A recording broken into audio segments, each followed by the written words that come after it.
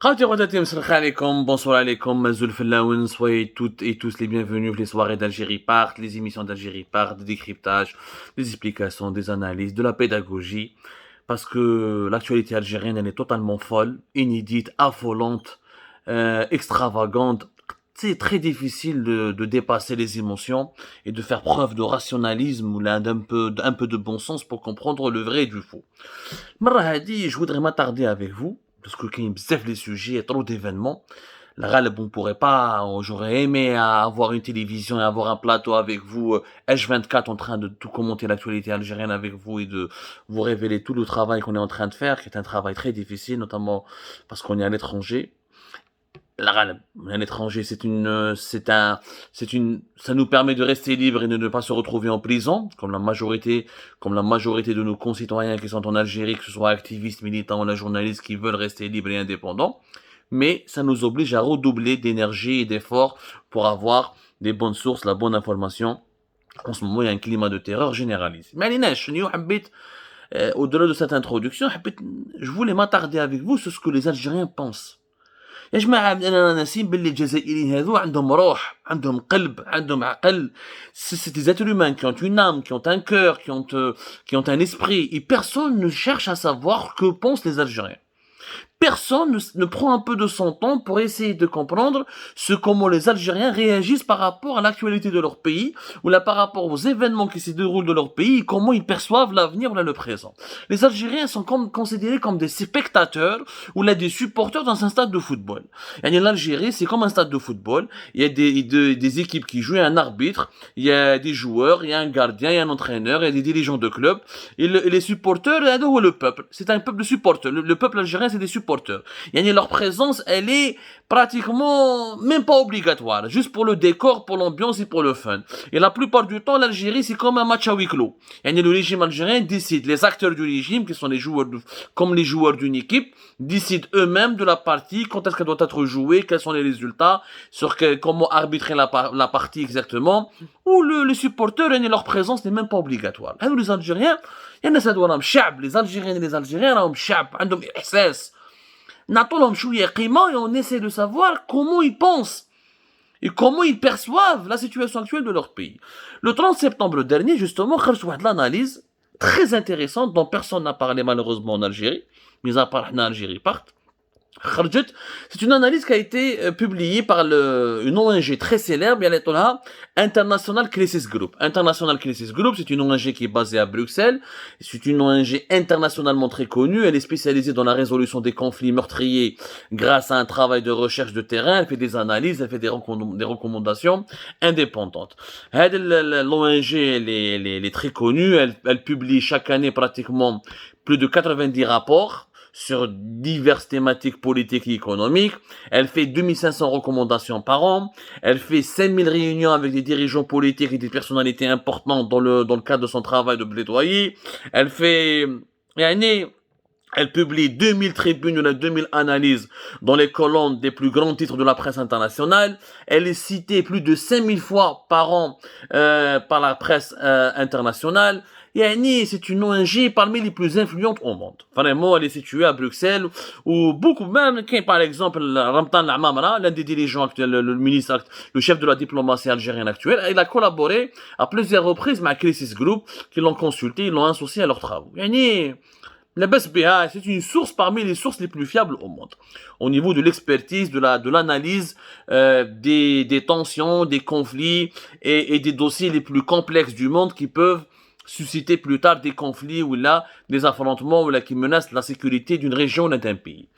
فهاد الكريسيس جروب الانترناسيونال كريسيس جروب كاين واحد سبيسياليست ان اكسبير اسمه ريكاردو فابياني. هذا ريكاردو فابياني il est directeur du bureau Afrique du Nord.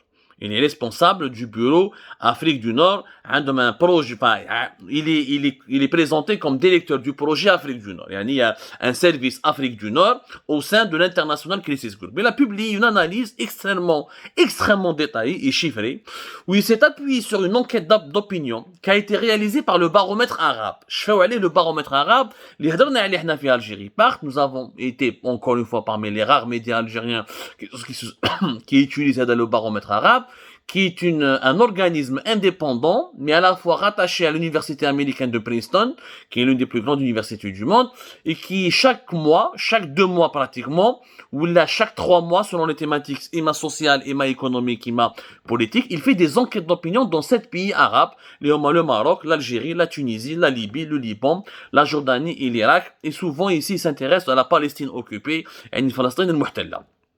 وهذا l'organisme il collabore avec plusieurs universités. ما كاينش غير l'université de Princeton aux États-Unis, كاين l'université de Jordanie في عمان, كاين le centre palestinien de recherche sur les politiques et les enquêtes à Ramallah, كاين ils ont une collaboration avec un centre de recherche في قطر في دوحة, يخدموا ثانيك مع l'université de Michigan aux États-Unis, ils ont même une collaboration avec un centre de recherche en Tunisie à Tunis. يعني le baromètre arabe, il publie régulièrement des enquêtes d'opinion très intéressantes sur ce que pense la rue arabe des diverses thématiques sociales, économiques et politiques qui alimentent l'actualité régionale dans le monde arabe. وش يقولنا Ricardo Fabiano. Mais على كل حال نشكره, on le remercie de s'être intéressé à notre pays. Malheureusement, souvent la vérité ou là le travail bien fait et professionnel, objectif, un travail froid, un travail de qualité, de statistiques et de chiffres, souvent il nous parvient des étrangers que des Algériens eux-mêmes, parce que nous les Algériens on est trop empathiques, on est dans l'empathie, on est dans le sensationnalisme, on est sous l'emprise de l'émotion, où on n'est pas assez stable, on n'a pas suffisamment de recul ou là on n'a pas suffisamment d'esprit d'analyse et d'esprit critique pour bien apprécier ce qui se passe dans notre pays. Donc le regard d'un expert étranger peut être très instructif dans ce domaine-là. Ricardo Fabiani plutôt, Ricardo Fabiani, encore une fois, c'est un expert très intéressant. Il a fait plusieurs tribunes, plusieurs analyses sur les pays de l'Afrique du Nord. Je vous conseille de lire un peu son travail. Les Algériens, majoritairement, ils sont pessimistes pour l'avenir de leur pays. Il y a une perte d'espoir. Les Algériennes et les Algériens n'ont plus assez d'espoir pour envisager un avenir meilleur dans leur propre pays. La preuve, uniquement 23% des Algériens s'attendent à une amélioration de leurs conditions de vie dans les 3 prochaines années. 23% يعني 23% من الجزائريين عندهم يعني امل باللي الظروف المعيشيه تاعهم الاقتصاديه والاجتماعيه راح تتحسن في العامين ولا 3 سنين راهم جايين. 23% uniquement des Algériens. كارثة. يعني pratiquement 77% des Algériens n'ont pas cet espoir. يعني vous mesurez l'ampleur du désespoir اللي كاين في بلادنا. وهنا on peut comprendre pourquoi اللي حراقة وعلاش الناس راهم يباتوا في ليتران في فرنسا بحث راهم يموتوا كيما اللي تروح حراقة اللي ماتوا مساكن à côté de au niveau des Pyrénées, dans une ville des Pyrénées Atlantiques, au Pays Basque français. وعلاش اللي حرق 500 حراقة algériens sont morts depuis le début de l'année 2021 en tentant de traverser la Méditerranée pour débarquer sur les côtes espagnoles. نشوفوا les fléaux sociaux, نشوفوا la délinquance, un esprit de pessimisme, parce qu'il n'y a que 23% des Algériens qui راهم يشوفوا بلي بلادهم dans les 2 ou 3 années, il y a que 23% qui croient que leurs conditions de vie vont pouvoir s'améliorer.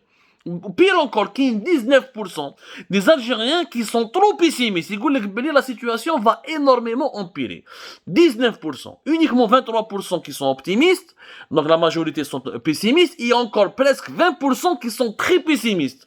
Ouais, de les 20% les plus pessimistes, on les retrouve certainement parmi les catégories les plus fragiles de la population. Ils ne veulent plus rester parce que ils vivent dans une panique.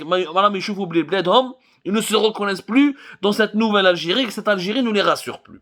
Zid, Ricardo Fabiani, avec son analyse, avec les résultats de l'enquête du baromètre arabe auquel il s'est référé pour écrire son analyse, il nous apprend aussi que les 34% des Algériens veulent que leur gouvernement crée des emplois.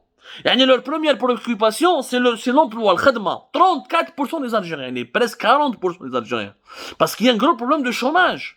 وهنا هذا le chômage qui est relativisé, qui est pratiquement nié, qui est pratiquement, les autorités algériennes n'en parlent même pas. يهضروا شويه على البوفار داجا ما يهضروش على الشوماج. Personne ne veut communiquer les véritables chiffres du chômage.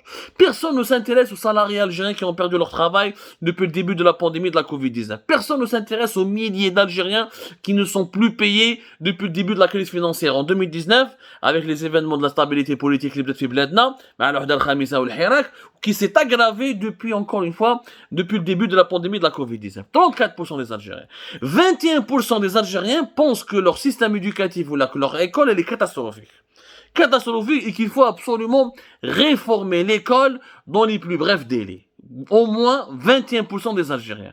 هذه راهو هذو ارقام راهم يخوفوا يا جماعه.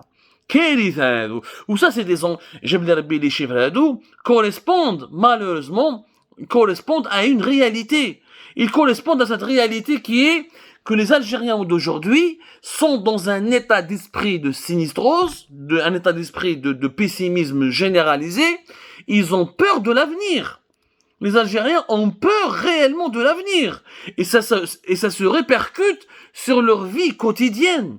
يعني حتى في la lutte contre la pandémie, les Algériens, parce qu'ils ne font plus confiance aux autorités, ils ne font plus confiance à leur État, parce qu'ils voient que l'État algérien est déstructuré, il est incapable de proposer une relance économique, il est incapable de régler le problème du chômage, il est incapable de trouver des solutions pour réduire la cherté de la vie. Donc il y a une crise de confiance absolue. Absolue. Mais je ne fais pas مليح. La preuve, 42% des Algériens ont estimé que la situation économique de leur pays, elle est mauvaise. 42%, et presque la moitié des Algériens souffrent de la situation économique de leur pays. 21% des Algériens considèrent que la situation de leur pays, elle est très mauvaise.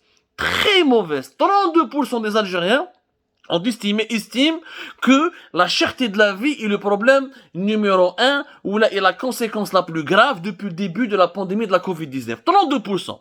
Et les Algériens sont plus préoccupés par la cherté de la vie, par leur incapacité à se nourrir, à terminer leur fin de mois de manière dans des conditions dignes. Ils sont plus préoccupés par les problèmes, par l'impact financier et économique de la crise que par l'impact sanitaire. Et que par le nombre des morts ou la maladie que ça peut, ou les formes graves de la maladie elle-même. يعني بنشوفوا باللي شعب جزائري ولا شعب زوالي وبيرسون نو بونس زواوله هادو الفقراء هادو زواوله ملي بدات لا كريز اللي ما عندوش عشاة ليله celui qui a perdu son salaire celui qui a perdu son travail celui qui a perdu ما على باليش انايا les primes تاعو celui qui a perdu dans l'entreprise تاعو elle a fermé elle a fait faillite ils sont des centaines de milliers واحد ما يتكلم عليهم.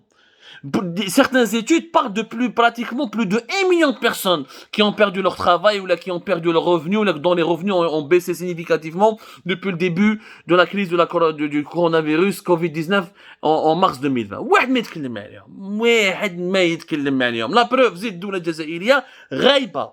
La preuve, la même analyse, la même enquête, le baromètre arabe avec l'International Crisis Group, dans l'analyse de Riccardo Fabiani, 90% des Algériens n'ont reçu aucune aide du gouvernement algérien. 90%. يعني 90% من الجزائريين دولة ما عاونتهمش. 90% من الجزائريين الدولة ما عاونتهمش ما وقفتش معاهم. هذا دولة وين راهي الدولة normalement dans un état de catastrophe naturelle comme c'est le cas du Covid ou le cas d'une pandémie, c'est un état de sinistre. C'est là où on voit les États, ils soutiennent, ils débloquent des aides, ils mettent des subventions directes pour les salariés qui ont perdu leur travail, ils essaient de soutenir les entreprises pour ne pas fermer, pour ne pas licencier, pour ne pas limoger, pour éviter les plans sociaux. يعاونوا الفقراء. Il y a eu des annonces 30 000 dinars pour les artisans. Jamais ما سمعنا بها. Combien d'artisans a touché ces 30 000 dinars? 10 000 dinars uniquement الفقراء. واش دير بها 10 000 dinars? 10 000 dinars c'est même pas 50 euros. ما عندك ما دير بها واش تاكل بها واش تعيش بها ما تشدلكش même pas سمانة. La preuve, 20% des Algériens sont inquiets, ils manquent d'argent pour acheter de la nourriture.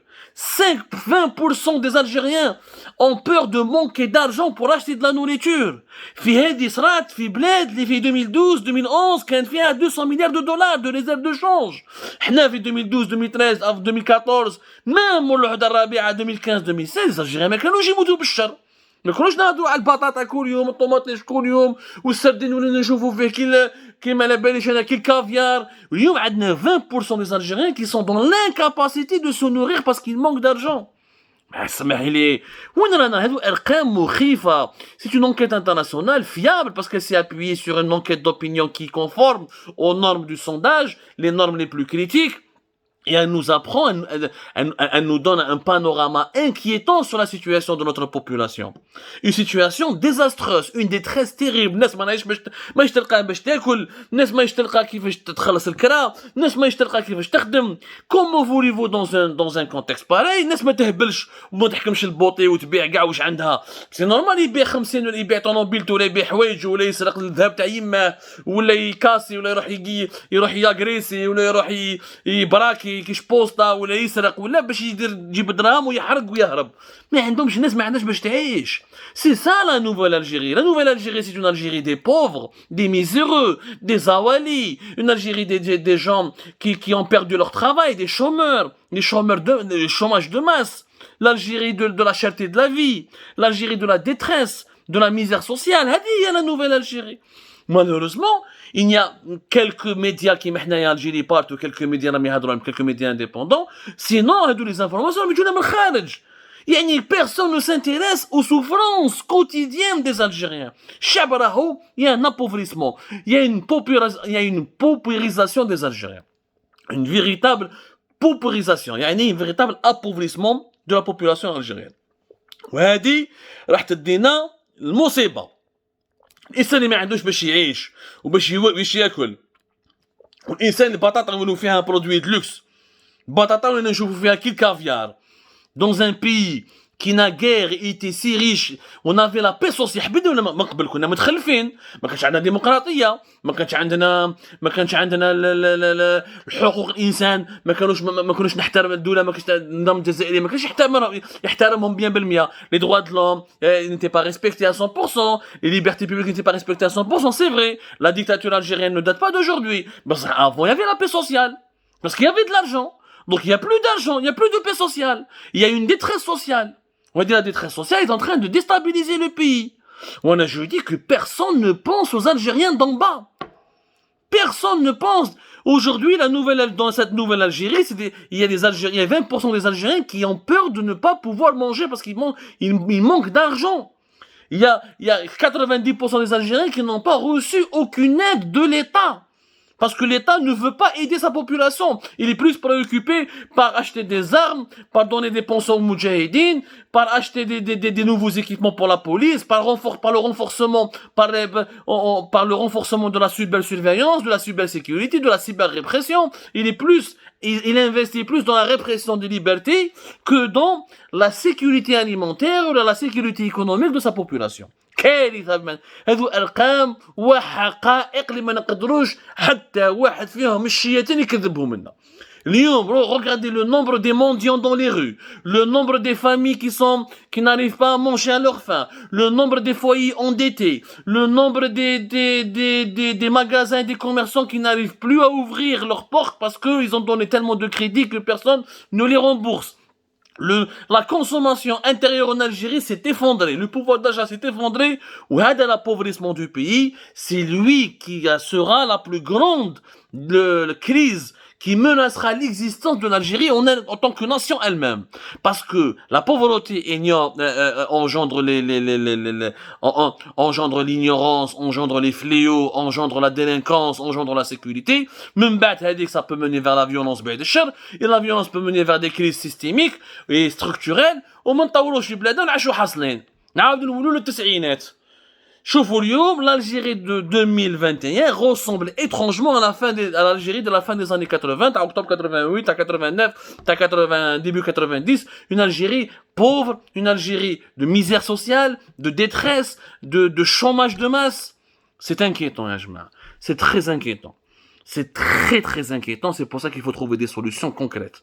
يا اخي ما تحبوش ديروا ديمقراطيه معليش، مي هما بنوا دولة قانون، عدالة اجتماعية، دولة نمو اقتصادي. Vous pouvez pas garder le pouvoir et appauvrir la population. Et quand même, il y a des dictatures qui sont plus ou moins tolérées, mais c'est des dictatures qui développent leur pays, qui protègent leur population, qui essayent d'améliorer le niveau de vie, la qualité de vie de leur population. La dictature à l'algérienne, c'est la dictature de la pauvreté, de la détresse sociale, de la misère, du chômage de masse. de la peur de ne pas pouvoir manger, de l'insécurité alimentaire. Ça ne peut pas durer. L'avenir de l'Algérie se dessine aujourd'hui, et c'est aujourd'hui qu'on doit changer les choses pour ne pas ensuite sombrer dans la pauvreté extrême qui peut nourrir les radicalismes les plus dangereux plus tard. Rabbi Jibel Khair, à demain, Inch'Allah.